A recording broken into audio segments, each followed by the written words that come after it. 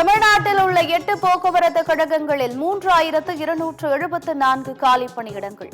ஓட்டுநர், நடத்துனர் பணியிடங்களுக்கு நாளை முதல் விண்ணப்பிக்கலாம் என போக்குவரத்து கழகம் அறிவிப்பு. கடலூர் மாவட்டம் சிதம்பரம் அருகே திருட்டு வழக்கில் கொள்ளையனை பிடிக்க சென்றபோது போலீஸ் மீது தாக்குதல்.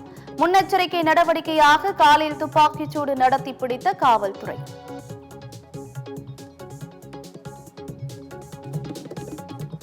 மதுரை மாவட்டம் வில்லாபுரம் அருகே மதுபோதையில் வாகனங்களை சேதப்படுத்திய இளைஞர்கள். போலீசார் துரத்திய போது சுவரில் இருந்து தவறி விழுந்ததால் கால்முறிவு ஏற்பட்ட 2 பேருக்கு மாவுக்கட்டு. சாலைகளில் மக்கள் நடமாட முடியாத அளவிற்கு தமிழ்நாட்டில் சட்டம் ஒழுங்கு சீர்குலைவு. முன்னாள் முதலமைச்சர் ஓ பன்னீர்செல்வம் குற்றச்சாட்டு.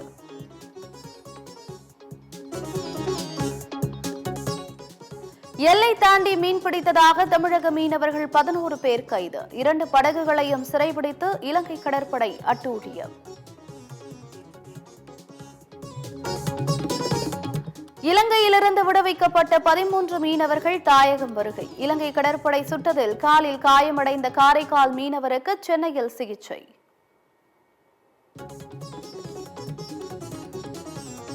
பஞ்சாபில் ஓராண்டுக்கு மேலாக போராட்டத்தில் ஈடுபட்ட விவசாயிகளை குண்டுக்கட்டாக அப்புறப்படுத்திய போலீசார். ஷம்பு எல்லையில் அமைக்கப்பட்டிருந்த விவசாயிகளின் போராட்ட மேடை, கூடாரங்கள் இடித்து அகற்ற.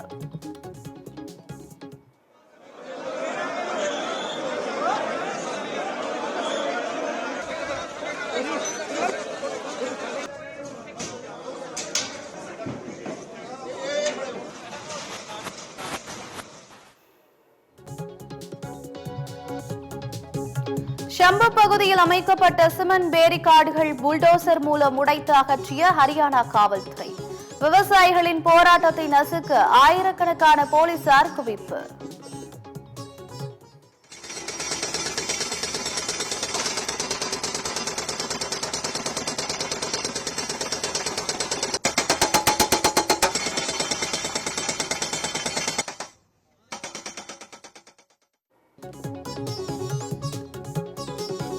திருவள்ளூரில் அரசு மருத்துவமனையில் மாவட்ட ஆட்சியர் இரவில் திடீர் ஆய்வு. ஒரு மருத்துவர் மட்டுமே பணியில் இருந்ததால் மாவட்ட ஆட்சியர் சரமாரியான கேள்வி.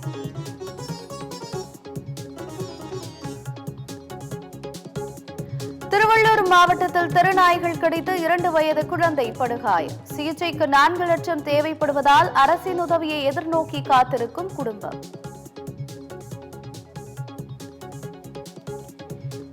டெல்லியில் பிரதமர் மோடியுடன் உலக பணக்காரர் பில்கேட்ஸ் சந்திப்பு. எதிர்காலத்திற்கான தொழில்நுட்பம், விவசாயம், சுகாதாரம் உள்ளிட்டவை குறித்து ஆலோசனை. மும்பையில் 86 வயது மூதாட்டியை டிஜிட்டல் அரெஸ்ட் செய்து சுமார் 20 கோடி வரை மோசடி.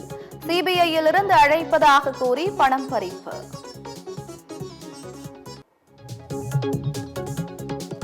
செங்கல்பட்டு அருகே சுவற்றில் வரையப்பட்ட விஜயின் படத்தை சேதப்படுத்திய பெண். விஜயின் முகம் மீது கருப்பு மை பூசி சேதம்.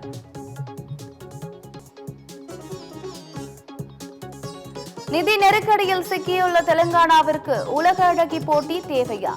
விவசாயிகளுக்கு இழப்பீடு கொடுக்காமல் 200 கோடி செலவில் அழகி போட்டி நடத்துவதா என எதிர்க்கட்சிகள் கண்டனம். அமெரிக்க அதிபர் டிரம்புடன் தொலைபேசியில் உரையாடிய உக்ரைன் அதிபர் ஜெலன்ஸ்கி.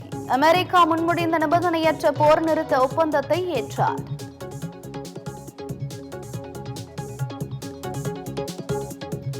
ரஷ்யா உக்ரைன் இடையே பரஸ்பரம் கைதிகள் பரிமாற்றம். போரில் சிறைபிடிக்கப்பட்ட 2 நாட்டைச் சேர்ந்தவர்களும் விடுவிப்பு. விருதுநகர் மாவட்டம் வெம்பக்கோட்டை அகழாய்வில் சுடுமண்ணாலான அலங்கரிக்கப்பட்ட பதக்கம், இரும்பு மற்றும் ஈயம் கண்டெடுப்பு. தமிழர்களின் பாரம்பரியம் குறித்து எக்ஸ் வலைதளத்தில் அமைச்சர் தங்கம் தென்னரசு பதிவு.